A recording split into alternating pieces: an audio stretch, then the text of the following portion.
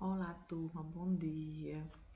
Dando sequência com o nosso conteúdo de história, né? Iremos continuar política em Atenas, tá? Eu gostaria que vocês pegassem o caderno 3, colocassem na página 10, tá? Para a gente poder fazer o acompanhamento da aula, certo? Coloquem a data de hoje, 2/9, né? Não só aqui no livrinho, como também na agenda de vocês, né? Como a professora sempre pede, certo? Então, vamos lá.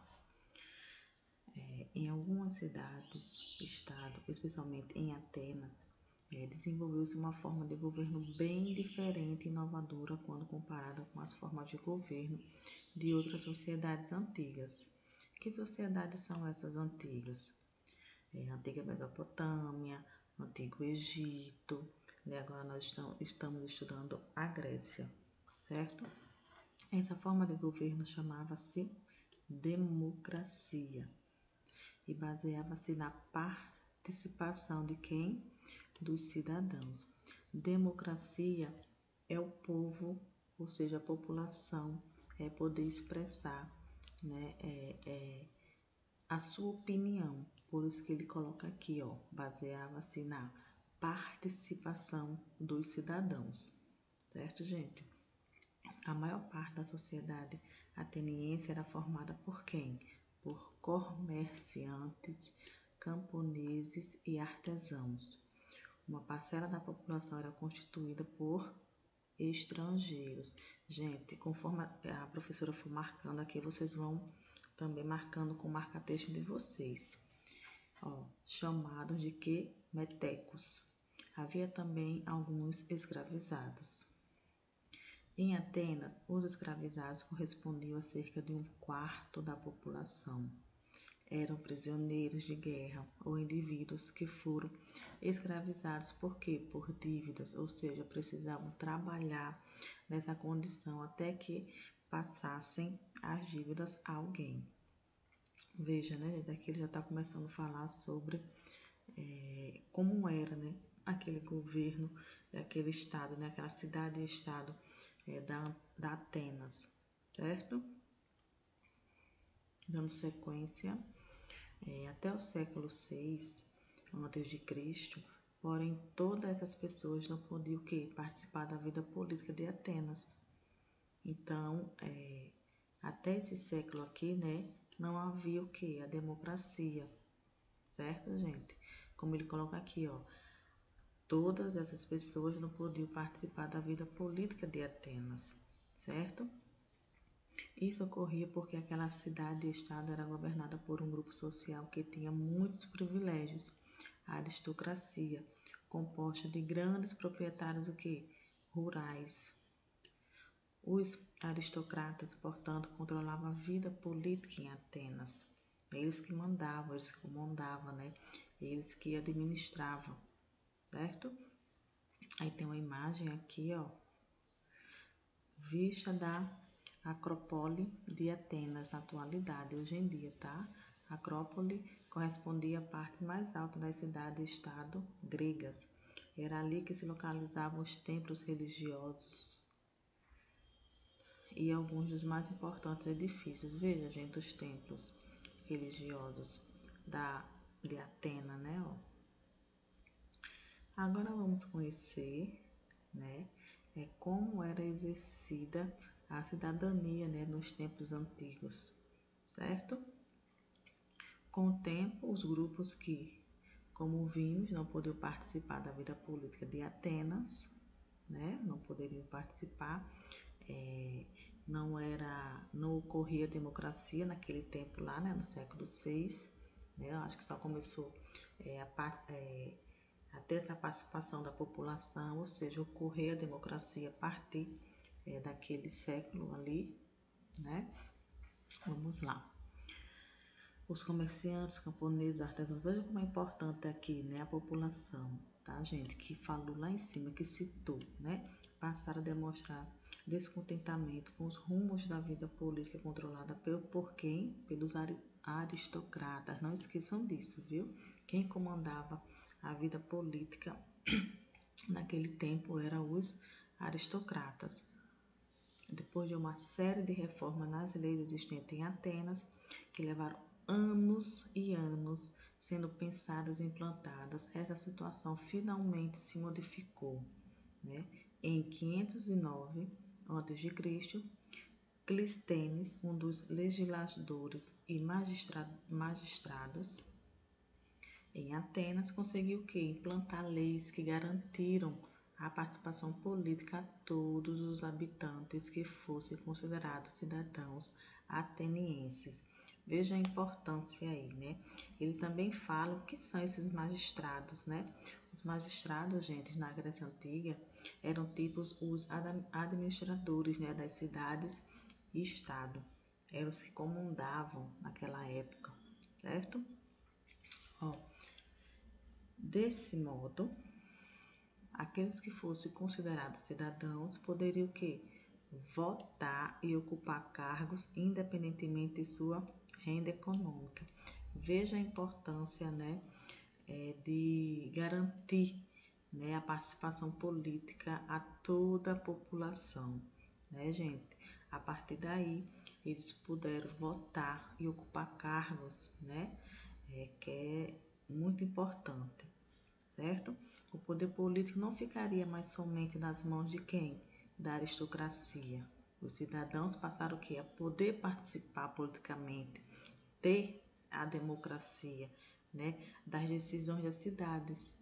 Eles estavam, portanto, exercendo a cidadania. Quando nós participamos, quando nós exercemos nossos deveres e também tem direito aos nossos direitos, né? Estamos aí, né, exercendo a nossa cidadania, né? Está havendo a participação da população na vida política, né, gente? É por isso que podemos falar que a Grécia Antiga é um dos locais de origem tanto da cidadania como da forma de governo denominada democracia, certo? E aqui tem um ficou curioso, certo? E vem falando que é democracia. A palavra democracia é de origem grega. Olha que interessante, né? De origem grega. Essa palavra é formada pelos termos dermo, que significa povo. E cracia, que significa governo. Democracia significa, portanto, governo do povo. Olha aí, né, gente, a definição de democracia. Bem interessante, né? Eu acharia também interessante vocês registrar isso aí no caderno, né? Que possa a professora vir perguntar depois, né, o que seja essa democracia, a definição, né, o passo a passo, né, perdão, demo, né, que significa povo, cracia, pode observar a questão da escrita, que é com K, né, que significa governo, juntando tudo, governo do povo, né? Muito legal mesmo. Quem era cidadão aí na página 12, né? Vamos aqui, ó, página 12, certo, gente? Vamos continuar. Quem era cidadão, né, naquela época? Quem era, né, os cidadãos? Nem todo mundo era considerado cidadão em Atenas. Apenas os homens adultos, filhos de mães e pais atenienses eram cidadãos. Os escravizados, as mulheres e os estrangeiros chamados metecos não eram considerados cidadãos e não podiam participar da vida política. Veja, né, aqui ainda tem, né, essa imposição aí, né, gente? Quem era e quem não era cidadão. Né? Ele coloca aqui apenas homens adultos, filhos de mães, né? Ou seja, a população atenienses realmente quer esses cidadãos. Já os escravizados, as mulheres e estrangeiros, chamados metecos, né, que nós vimos lá em cima, não eram considerados cidadãos, né, e com isso eles não poderiam participar de nada, né, principalmente da vida política lá de Atenas, ok? Assim, em Atenas, na época de vigência da democracia, os cidadãos podiam ir à Assembleia e tomar decisões importantes para a vida da cidade, como as questões referentes aos tributos, né, que eram os impostos, né, que eles tinham que estar efetuando pagamento, né, a economia, as guerras e os ataques de povos invasores. Os mais ricos proprietários de terra, os comerciantes, os artesãos e até um sapateiro ou um ferreiro, se fossem cidadãos, podiam o quê? Participar da Assembleia e também das decisões em pé de igualdade. Gente, aqui já tem outra fotografia, ó, né? Um templo dedicado ao culto à deusa grega Atena, certo? Que fica localizado em Atena, né? Na Acrópole de Atenas. Veja aí como era, né? Os templos, né? De Atenas. Era e é, né? Até os dias atuais, ok? Tem uma verdade aqui que vocês irão também responder, certo? Ontem e hoje, ainda aqui na página 12. Vamos lá ver o que ele traz aqui para a gente conhecer hoje. Vimos que as reformas de Clístenes, aqueles que fossem considerados cidadãos em Atenas, passaram a poder participar da Assembleia. Na Assembleia, todos os cidadãos podiam votar. Todos podiam falar e propor reformas, sem exceção, né, gente? Como ele colocou lá em cima, que tinha exceções dos escravizados, dos estrangeiros que não poderiam participar, já que ele está dizendo que todos podiam falar e propor essas reformas. Eles faziam isso de modo direto, ou seja, sem eleger representantes. Todos os cidadãos se expressavam e votavam nas ideias e leis que considerassem as mais adequadas. Em Atenas, portanto, havia participação política direta. Não havia representante dos cidadãos na Assembleia. Era o que os historiadores chamam de democracia direta. Volta às páginas de abertura desta unidade. A ilustração inserida ali representa uma dessas reuniões, ou seja, uma dessas assembleias em que os cidadãos participavam diretamente de escolha e das decisões. Vamos lá dar uma olhada aqui na abertura, certo, da nossa unidade, ver o que ele traz aqui na reunião, né? Vamos visualizar. Vejam, gente, realmente, né? Aqui, ó, é isso aqui que ele traz, pensando sobre a cidadania, né? Que é o tema do nosso conteúdo. Aqui a reunião, né? Ocorrendo, que é a democracia direta, né? Veja. Ó, ele traz aqui a ilustração, representa uma espécie de reunião na antiga sociedade grega. O que você acha que as pessoas presentes estão fazendo, tá? Ó, como ele coloca, né? Bem colocado mesmo, nessa imagem ali mostrando essa democracia aí direta, certo?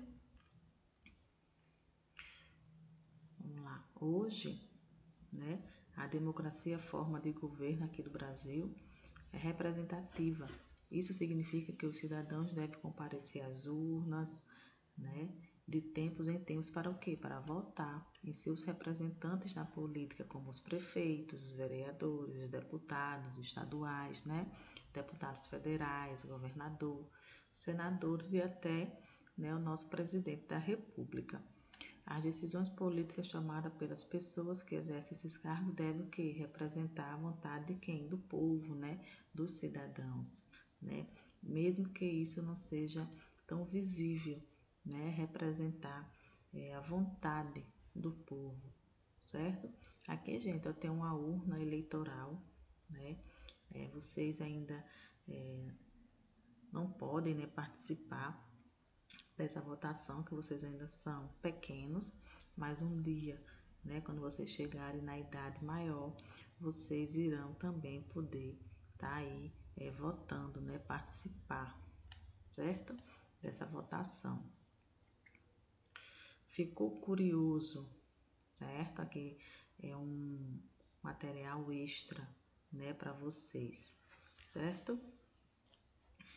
Vamos aqui na página 13, ainda, continuando, tá, gente? Quem é cidadão hoje?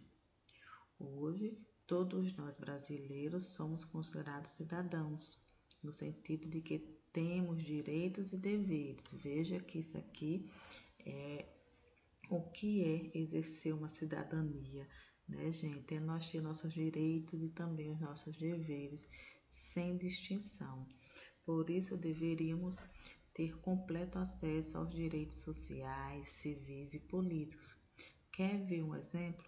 Atualmente, todos têm direito de votar e de serem votados. Mulheres, idosos, analfabetos, indígenas, afrodescendentes. O respeito pela diversidade e pelos diferentes grupos sociais deve sempre estar presente nas práticas de quê? Da cidadania, né? Ele completa aqui, ó, é possível exercer a cidadania em pequenas ações de nosso cotidiano, sim. Todas as ações que contribuem para um mundo melhor pode ser considerada práticas da cidadania. Viver em sociedade não é nada fácil, portanto, se cada um contribuir um pouquinho, o nosso dia a dia pode ficar com certeza melhor, certo? Veja uma imagem aqui do indígena com o título de eleitor, né? Aí exercendo a sua cidadania, certo, gente? Aqui tem um igual e diferente que vocês irão responder, como também responder esse jogo rápido, certo? Para a gente estar podendo estar discutindo logo mais na nossa videoconferência. Nossa aula de história é até aqui hoje, na página 14.